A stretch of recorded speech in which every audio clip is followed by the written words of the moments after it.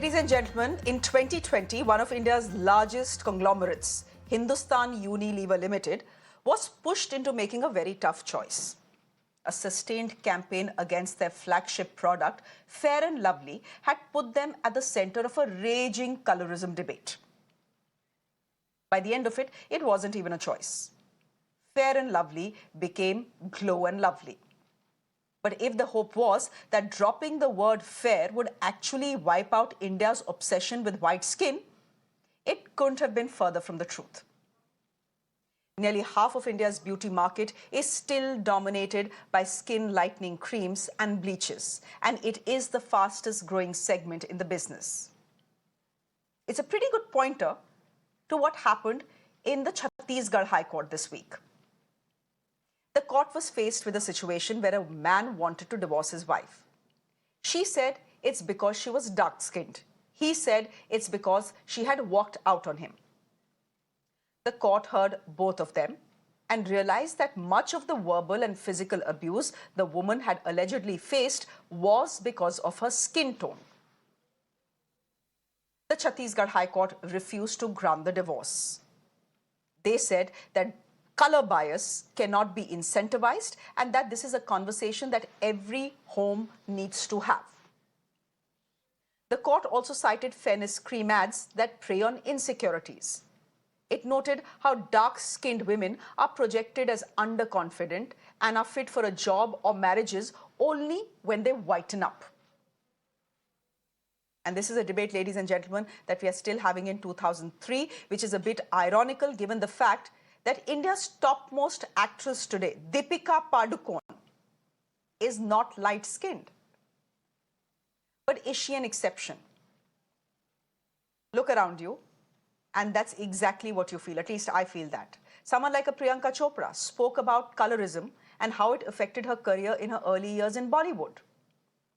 There's even speculation about actors going through a skin lightening treatment which has an injection which inhibits melanin production.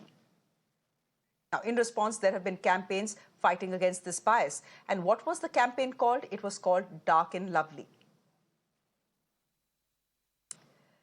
These are experiences that many women in India share because the bias is deep, very, very deep. It's a bias that has originated in our ancient caste-based Varna system and then got another layer of bias with colonialism. Such are its roots that we are still talking about it in 2023, a year when an American beauty brand started by a proud black woman actually offers 40 shades of foundation for every skin tone possible. We are talking about this story because the Chhattisgarh High Court is shining a light on it. My first guest this evening, Khushbu Sundar, joining us on the broadcast. She's an actress. She's a member of the NCW. Thank you very much, Khushbu Sundar. Thank you for being here to speak to us about something, about an experience that many women in this country have. Have you, it was a bit surprising to me to hear that Priyanka Chopra has had the experience of not getting roles because of her skin color. It was a bit of a surprise to me that someone like Chitrangana, who's absolutely stunning, has spoken about the fact that she lost out on roles because of her skin color. We are talking about all of this at a time when Deepika Padukone is the #1 actress in our film industry. So I don't understand this bias. If we are in a position to accept Deepika as the loveliest and the best actress in this country, why is it that men still want to leave their wives because they are dark-skinned? It's quite surprising because, in today's times in 2023, if we are still going to speak about a woman being discriminated because she is dark, I think we need to think, where are we lacking? Where are we lagging behind? Where are we failing as a community in our society? I think colorism or, heroines have to be fair, heroines have to be, this is how they have to be, or any woman for that matter, what we have seen in Chhattisgarh today, where a man wanted to divorce his wife because she is dark-skinned. She was tortured and she was troubled because she is dark-skinned. And it's really nice to see a judgment coming in favor of a woman where the court saying that, you cannot discriminate a woman because she's dark-skinned. I think it's just on the whole, we really need to think that why are we so fascinated with a fair skin? When I went to South, when I succeeded, people said, oh, you have succeeded because you're fair skinned. So it's the other way around for me. Here, people probably in the North say that you are dark. Or when I went to the South, they said you're fair and that is why you have succeeded. I have seen this colorism with my own children. My older one, my elder daughter, is a little more like me. My younger one is a little savly, as they say, a little dark skinned like the father. And I have seen the comparisons between the two, where my daughter was said, oh, you don't look like your mother. Oh, you're not as fair as your mother. And I've seen my daughter actually growing up to that, where whether it was body shaming or whether it was discrimination of the color. And it does affect them, especially in the growing up times and the growing up, the young minds. It does affect them. It does bring their moral down. It does tell them that probably you lack the confidence. But today, I think she is one of the most confident women I have ever seen. My daughter can leave me behind, and the way she speaks, I think it's just that how you learn to handle it. And it's extremely important as not only as a parent, I think in the society, as every woman should stand up and say that a woman is a woman, whichever color she belongs to doesn't make a difference. And one thing I would like to tell you, that never ever have I ever done commercial for a fairness cream, because for my skin tone, there were a lot of commercials which came my way saying that we need you to do a skin tone fairness cream commercial. And I've always refused it because I think we don't need to do it. And what is more surprising is we have seen even this color tone, or this becoming fairer kind of thing. Even with men, you had Fair and Lovely having these creams for men that you can become fairer. It was not subjected to women alone, it was even for men. So I mean, what do you say about it? Khushbu Sundar, Khushbu Sundar, also, what do you say about the fact that there is an entire ecosystem that actually feeds into this insecurity? We often blame beauty products. We often blame products like Fair and Lovely, the whitening cream segment in the beauty market for it. But the fact is, it's not just them selling this insecurity to vulnerable young men and women. It is also your families. It's everyone around you. Yes. आप किसी का शादी का इश्तिहार आप अभी भी उठा के देख लीजिए. Abhi bhi, in 2023, if you pick up a matrimonial ad in a newspaper, and to me it's still stunning that from 20 years ago, that ad has still not changed. No, it still says need a bride who's fair and tall. That's there in every matrimonial column. I don't know why they are so fascinated. I find Whoopi Goldberg, I find Oprah Winfrey, I find Deepika Padukone as one of the most beautiful women on this planet. They are so beautiful.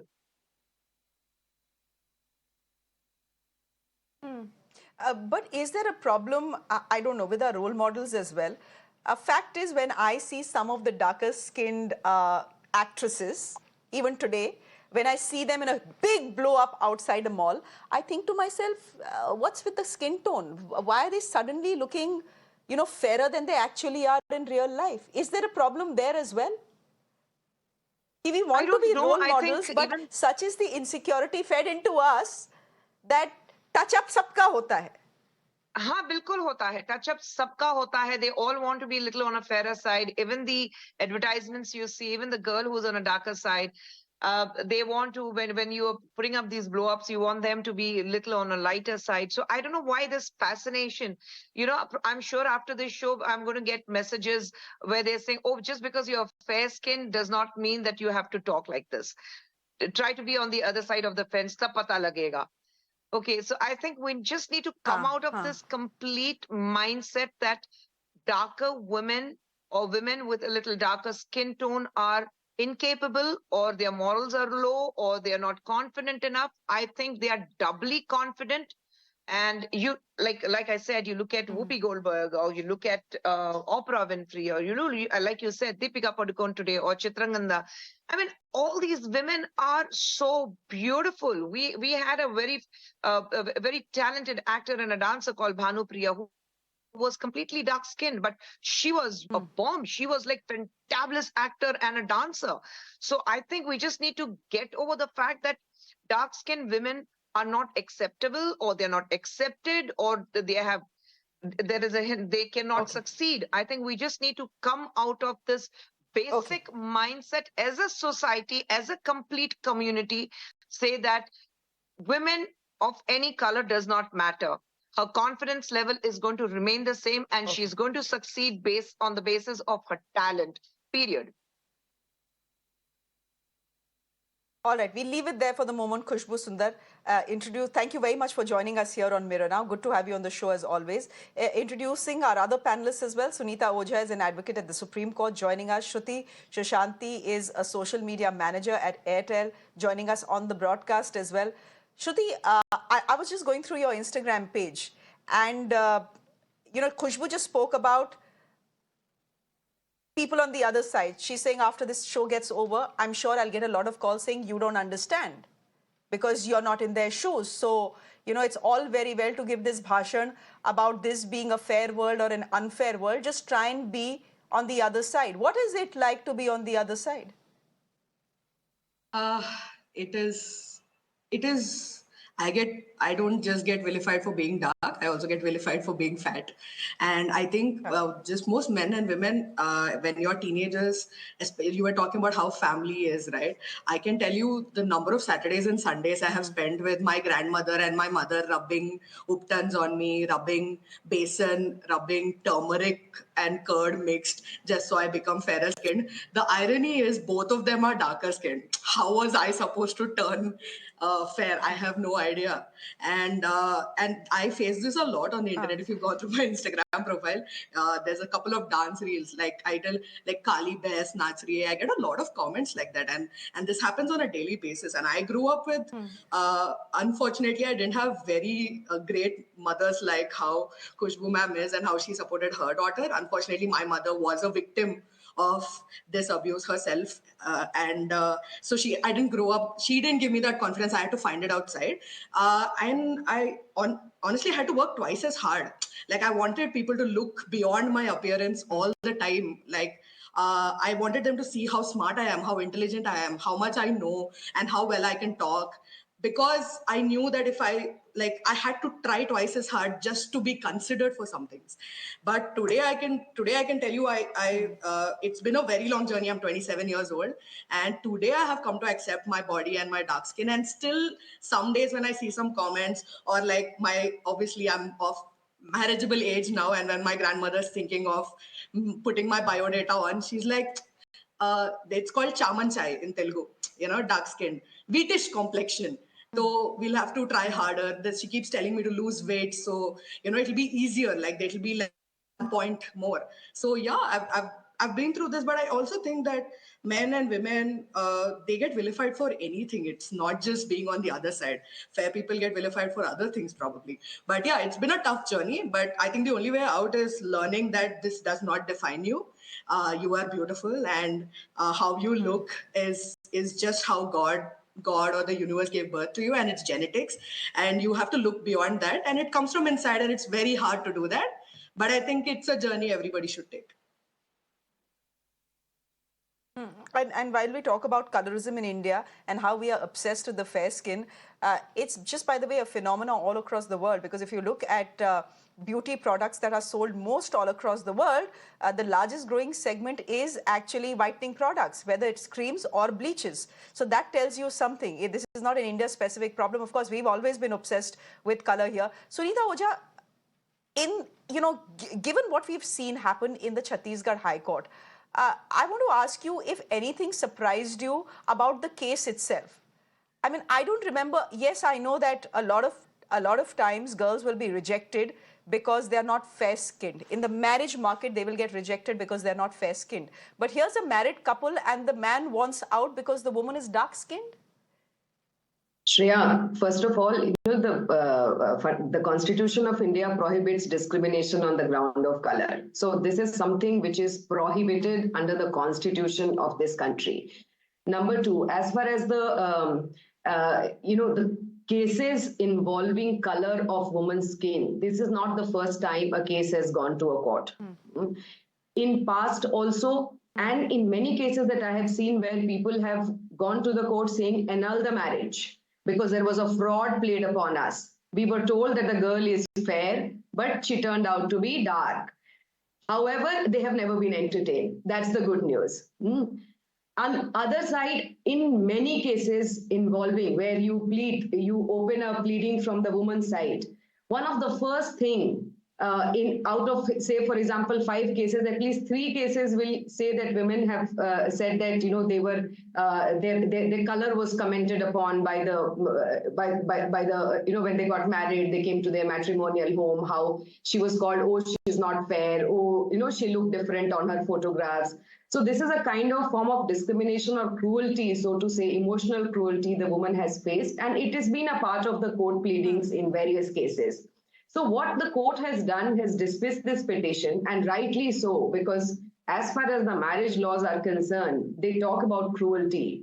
Now, cruelty is not, you cannot broaden the definition of cruelty to say that any of your biases and prejudices will get entertained by the court. So, I mean, but shockingly, it's happening in 2023. And look at us, we are not a white country, we are a brown country. You know, this is, and we got freedom 75 years ago, right? So it is Correct. The fact that the man had the audacity to come to the court and say, give me a divorce on the ground of color of the woman, it is shocking.